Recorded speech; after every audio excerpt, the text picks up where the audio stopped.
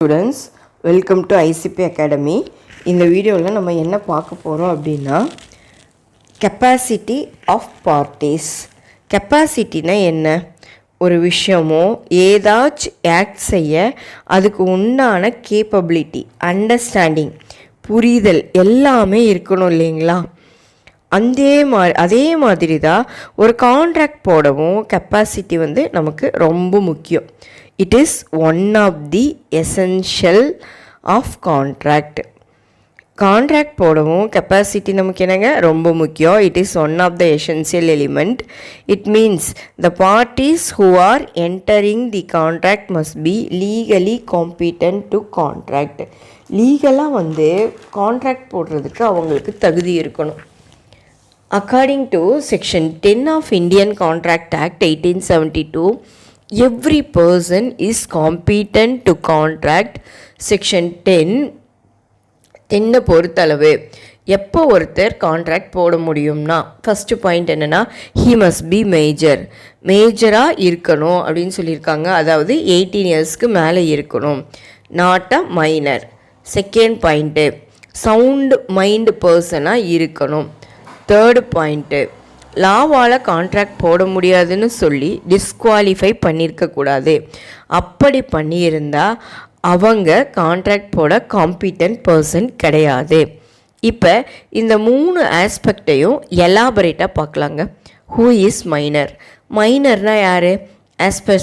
As per section 3 of Indian majority act 1875, every person in India is a minor if he has not attained the age of 18 years of age. 18 வயது ஆகாதவங்க எல்லாருமே minor தான் இல்லைங்களா? ஆனால் ஒரு சில கேஸில் மட்டும் the person can be declared as minor only if he or she attain the case of 21 years. அது என்னன்னு தனியாக பார்க்கலாம். நார்மலாக மைனர்னால் 18 இயர்ஸ், இன் சர்டைன் சுச்சுவேஷனில் 21 இயர்ஸ் அவங்களுக்கு கம்ப்ளீட் ஆகிருக்கணும். ஃபஸ்ட்டு பாயிண்ட் என்ன சொல்கிறாங்கன்னா, கோர்ட்டில் இருந்து மைனரோட ப்ராப்பர்ட்டி இருக்கு இல்லைங்களா?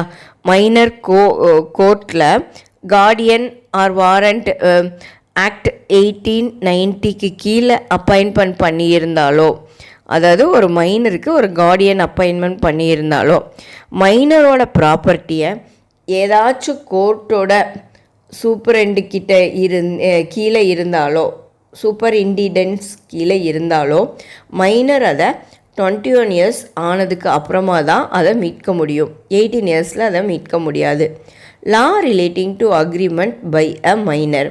மைனர் அக்ரிமெண்ட்டை பற்றி லா என்ன சொல்லுது அப்படின்னு பார்க்கலாம். an agreement with a minor is void ab initio. ஒரு மைனர் எந்த அக்ரிமெண்ட் போட்டாலும் அது வாய்ட் ab initio. நம்ம முன்னாடி கிளாஸ்லேயே நம்ம இதை பார்த்தோம் இல்லைங்களா? இந்த கான்செப்ட் எந்த கேஸில் இருந்து வந்துச்சு அப்படின்னா 3BB versus Dharmodas Ghose. In this case it was held that a minor agreement is null and void ab initio. இந்த கேஸில் என்ன ஆகும்னா, மைனர் ஒரு மணி லெண்டர்கிட்ட கடன் வாங்கியிருப்பான், ஆனால் அதை திருப்பி கொடுக்காம விட்டுருவான். இதனால் to recover that money lender minor மேலே கேஸ் ஃபைல் பண்ணுறாரு. அப்போ தான் கோர்ட், நீ உங்களோட ஓன் ரிஸ்க் தான் கான்ட்ராக்ட் போட்டிங்க, அந்த அமௌண்ட் எல்லாம் மைனர்கிட்ட இருந்து வாங்க முடியாதுன்னு சொல்லி the court declared that minor contract is void ab initio and it cannot be ratified after attaining the majority. Ratified means ஒப்புதல். அப்படின்னா அவன் மேஜர் ஆனதுக்கப்புறம் கூட ஏற்கனவே போட்ட கான்ட்ராக்ட் எல்லாம் ஒப்புதல் வாங்க முடியாது. அதே மாதிரி அந்த பணத்தையும் மைனர்கிட்ட இருந்து ரெக்கவர் பண்ண முடியாது அப்படின்னு தீர்ப்பு வழங்குறாங்க. இந்த தீர்ப்புக்கு முன்னாடி வரைக்கும் மைனர் கான்ட்ராக்ட் வாய்டபுளாக இருந்துச்சு. அப்படின்னா செல்லாமலேயோ போகும். இந்த கேஸில் இருந்ததுக்கப்புறமா தான் minor contract is void ab initioன்னு டிக்ளேர் ஆச்சு. ஸோ எப்பெல்லாம் மைனரை பற்றி எழுதுகிறோமோ அப்போ எல்லாரும் கண்டிப்பாக இந்த கேஸு கோட் பண்ணி நம்ம காமிக்கணும். This was landmark judgment on minor contract. No ratification on attaining the majority. அடுத்த பாயிண்ட், எந்த அக்ரிமெண்ட்டும் மைனராக இருக்கிறப்போ போட்டதோ அது, அதாவது it cannot be ratified on attaining the majority. அதாவது மைனராக இருக்கிறப்ப ஒரு பையன் அக்ரிமெண்ட் போடுறான், கான்ட்ராக்ட் போடுறான்னு வச்சுக்கோங்களேன், அது வாய்டு. வி ஆல் நோ, நமக்கு எல்லாமே தெரிஞ்சது தான் வாய்டு. ஆனால் அதே சேம் அக்ரிமெண்ட்டை அவன் மேஜர் ஆனதுக்கு போய் ஒத்துக்க சொல்ல முடியாது, மேஜர் ஆனதுக்கப்புறம் ஒத்துக்க சொல்ல முடியாது. இன்னும் கிளியராக சொல்லணும்னா, மைனர் வந்து 10,000 rupees கடன் வாங்கியிருக்காரு, அதை திருப்பி கொடுக்கல. ஸோ அந்த அமௌண்ட்டை அவன் மேஜர் ஆனதுக்கப்புறம் வாங்கலாம்னு கேட்டபோது no, because it cannot be ratified. Major ஆனதுக்கப்புறம் ஒப்புதல் வாங்க முடியாது. இன் திஸ் கேஸ் என்ன சொல்கிறாங்கன்னா, இந்திரன் ராமசாமி வெர்சஸ் அந்தியப்ப செட்டியார். இந்த கேஸில் மைனராக இருக்கும்போது ஒரு ப்ராமிசரி நோட் எக்ஸிக்யூட் பண்ணி மணி பாரோ பண்ணுறான்னு வச்சுக்கோங்களேன், அமௌண்ட்டை பாரோ பண்ணுறா, மைனர் திரும்ப கொடுக்கல. Later when he attain majority, creditors என்ன சொல்கிறாரு அப்படின்னா, செகண்டாக இன்னொரு ப்ராமிசரி நோட் எக்ஸிக்யூட் பண்ண சொல்கிறாரு மேஜராக ஆனதுக்கப்புறம். It cannot be enforceable. ஏன்னா he borrowed money when he was a minor. மைனராக இருக்கும்போது அவர் கடன் வாங்கியிருக்காரு. ஸோ அந்த கடனுக்காக திரும்ப ப்ரோ நோட் எக்ஸிக்யூட் பண்ண சொல்கிறது வந்து தவறு அப்படின்னு கோர்ட்டு டிக்ளேர் பண்ணுறாங்க. No estoppel against minor. Estoppel means denying the truth of anything which you have represented as a fact although it is not a fact. அப்படின்னா where you have a obligation to speak, அந்த டைமில் you hold your tongue, you keep, அதாவது you kept quiet, shutting the mouth. இது எல்லாமே நம்ம சொல்லலாம். என்னன்னா, A is the owner of the coffee shop, B is working in the shop. Customer வராங்க, B வந்து அங்கே வேலை செய்கிறது, A வந்து ஓனரு. கஸ்டமர் வராங்க, அவங்க முன்னாடி B வந்து என்ன பண்ணுறாருன்னா ஓனர் மாதிரி காமிக்கிறான். He is behaving like as if he is the real owner மாதிரி B வந்து நடந்துக்கிறான். At the time A kept quiet, அந்த டைமில் A அமைதியாக இருக்கிறாரு. Where A has application to talk, he remains silence. அப்போ சைலண்ட்டாக இருந்துட்டு அப்புறம் நான் தான் ஓனர் அப்படின்னு சொல்ல முடியாது. எஸ்டப்பிள் ஒரு வாட்டி சொல்லலை, திரும்ப அதை டெனி பண்ணிவிட்டு மாற்றி சொல்ல முடியாது. இப்போ எஸ்டப்பிள்னால் என்னன்னு ஒரு ஐடியா உங்களுக்கு கிடச்சிருக்கும் இல்லைங்களா? இந்த எஸ்டப்பிள் மைனருக்கு ஆப்ரேட் ஆகாது, அதை தான் நான் இங்கே சொல்ல வரேன். இப்போ மைனர் மேஜர்னு சொல்லி கான்ட்ராக்ட் போட்டு he will not be protected in the case of Sadiq Ali Khan versus Jai Kishore. In this case, it was held that rule of estoppel cannot be applied against a minor. அதை அட்வான்டேஜாக எடுத்துக்கிட்டு மைனர் எந்த பெனிஃபிட்ஸும் எடுக்கக்கூடாது, இன்க்ளூடிங் ஃபால்ஸாக அவனோட ஏஜை மாற்றி மிஸ்ரெப்ரசன்ட் பண்ணவும் கூடாது. இந்த கேஸில் இட் வாஸ் டிசைடட். ரெஸ்டியூஷன்னா returning the benefit to the owner in order to place the parties in the same position before the agreement. அக்ரிமெண்ட்டுக்குள்ளே என்டர் ஆகிறதுக்கு முன்னாடி பார்ட்டிஸ் எப்படி இருந்தாங்களோ அதே மாதிரி திரும்பவும் போகிறது தான் வந்து restitution. Example, A and B are the both are மேஜராக இருந்தாங்கன்னா A கிட்ட B மணி வாங்குறான்னா Bக்கு அந்த ரைட்ஸ், அதாவது டியூட்டி இருக்குது, பணத்தை திரும்பி கொடுக்கணும்னு. ஏக்கு ரைட் இருக்குது, பணத்தை வாங்குறதுக்கும் இருக்குது. இது வந்து normal. Coming to the minor, இதுவே மைனராக இருந்தால் restitution will not apply to minor.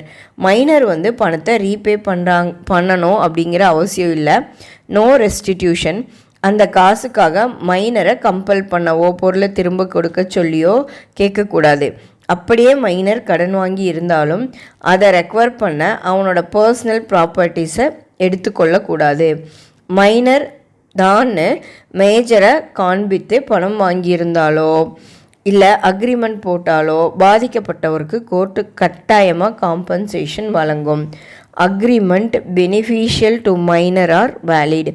எந்த ஒரு ஒப்பந்தமும் மைனரோட பெனிஃபிட்டுக்காக போடப்பட்டிருந்தால் அது valid and that can be enforceable by லா.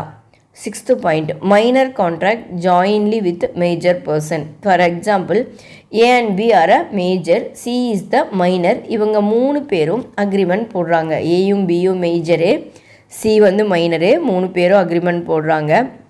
யார் கூடனா டி கூட. Joint promise given by ABC. இந்த கேஸில் டியை ஏமாத்துனதுனால டி பணத்தை கிளைம் பண்ணணும்னு நினச்சாலோ ஏபி மேலே மட்டும்தான் கிளைம் பண்ண முடியும், சி கிட்ட பண்ண முடியாது. ஏன்னா சி வந்து minor. And agreement is jointly executed by A B and C, but it is enforceable only against adult. A and B மட்டும்தான் அடல்ட்டு, அவங்கக்கிட்ட மட்டும்தான் கிளைம் வந்து கேட்க முடியும். Minor as a partner, minor பார்ட்னராக ஆக முடியாது. ஆனால் with the consent of all the partners, எல்லா பார்ட்னர்ஸோட விருப்பத்திற்கேற்ப மைனரை பெனிஃபிட்டுக்காக பார்ட்னர்ஷிப்பில் அட்மிட் பண்ணலாம். பார்ட்னர்ஷிப் வர பெனிஃபிட்டுக்கு மட்டும் மைனர் எடுத்துக்கலாம், லாபம் வந்தால் மைனர் எடுத்துக்கலாம். ஆனால் எந்த வகையிலையும் ஃபோமுக்கு ஏதாச்சும் லாஸ் ஏற்பட்டால் minor is not personally liable. Minor as a shareholder. Articles of association use all know it is the internal management of the company. Minor cannot become a shareholder. If AOA prohibit பண்ணலனா minor can become a member of the company only if he fully paid the shares. Minor as an agent, ஏஜெண்ட்டாக ஒருத்தங்களுக்கு கீழே வேலை பார்க்குறது minor. யாருக்கு கீழே ஏஜெண்ட்டாக வேலை பார்ப்பா அப்படின்னா ஓனர், பிரின்சிபல் இருப்பார் இல்லைங்களா, அவருக்கு கீழே அவர் சொல்கிற எல்லா வேலைகளையும் செய்யணும். அதுதான் வந்துட்டு ஏஜென்ட். ஏஜென்ட்னா அதானுங்க. அந்த ஏஜென்சி ரிலேஷன்ஷிப்பில் மைனர் இருந்தார்னா he will not be personally liable. If any breach happen, contract of agency minor ஏஜெண்ட்டாக இருக்கிறப்ப ஏதாச்சும் தவறு நடந்துட்டாலோ லாஸ் ஏற்பட்டாலோ மைனர் பர்சனல் லயபிள் கிடையாது. an adult as a surety of minor. Contract of கேரண்டினா என்ன? இப்போ இமேஜின் பண்ணுங்கள், A wants to money, so he asked to B. ஏக்கு மணி தேவைப்படுது, பி கிட்ட கேட்குறாரு. பி என்ன சொல்கிறாருன்னா, உங்களுக்கு ஏதாவது கேரண்டி இருக்கா, யாராச்சும் கேரண்டி கொடுக்க சொல்லுங்கள், அப்போ பணம் தர்றேன்னு சொல்லிடுறாரு. ஸோ உடனே ஏ அப்ரோச்சுடு சி. ஏ வந்து சி கிட்ட கேரண்டி கேட்குறாரு. நீ வந்து சைன் பண்ணா நான் அந்த பணத்தை எப்படியாச்சும் கொடுத்துடுவேன்னு ஷூரிட்டிக்காக கூப்பிடுறாரு. சி வந்து கேரண்டி தராரு. So this is contract of guarantee. If A fails to repay the borrowed money, A வந்து திருப்பி கொடுக்கலன்னு வச்சுக்கோங்களேன் அந்த பாரோடு மணியை, C willing to pay it, C தான் அந்த பணத்தை பே பண்ணணும். அப்போ இங்கே எப்படின்னா மைனருக்காக மேஜரோட ஆக்ட், யாராச்சும் கேரண்டி கொடுத்தாங்கன்னு வச்சுக்கோங்க, who is giving guarantee, he or she should be, அவங்க வந்து major. So if any act committed by minor he will not be liable. Minor liable ஆக மாட்டார். ஆனால் மைனருக்காக கேரண்டி கொடுக்குறாங்க இல்லைங்களா, அவங்க liable. In this case any default on minor side. Contract by guardian, மைனரோட கார்டியன் கான்ட்ராக்ட் போட முடியாது. ஆன் ஹிஸ் பிஹாஃப் ஆன மைனரோட அக்ரிமெண்ட் எப்போ கார்டியன் என்ஃபோர்ஸ் பண்ண முடியும் அப்படின்னா only if the scope of authority of a guardian or manager, அவங்களுக்கு கார்டியன் அதிகாரம் இருக்கணும். செகண்ட், மைனரோட பெனிஃபிட்டுக்காக இருக்கணும். அப்போ மட்டும்தான் guardian can enforce the contract. Contract for supply of necessary. இப்போ மைனர் நெசசரிக்காக கான்ட்ராக்டுக்குள்ளே போகக்கூடாது. நெசசரினா என்ன, குட்ஸ் அண்ட் சர்வீஸ் இல்லை, அவங்களுக்கு தேவையான எந்த விஷயமா இருந்தாலும் அதுக்காக கான்ட்ராக்ட் போட முடியாது. அதுதான் நெசசரி கான்ட்ராக்ட். அப்படி கான்ட்ராக்ட் போட்டாலும் அதில் பர்சனலாக லைபிள் ஆக மாட்டாங்க. இப்போ மைனருக்கு ப்ராப்பர்ட்டி ஏதாச்சும் இருந்துன்னா சப்ளையர் அந்த ப்ராப்பர்ட்டிக்காக வச்சு அதை ரீசனபிளாக வச்சு ப்ரைஸ் மட்டும்தான் எடுத்துக்க முடியும். The minor will not be held liable personally, but his property would be liable for such payment.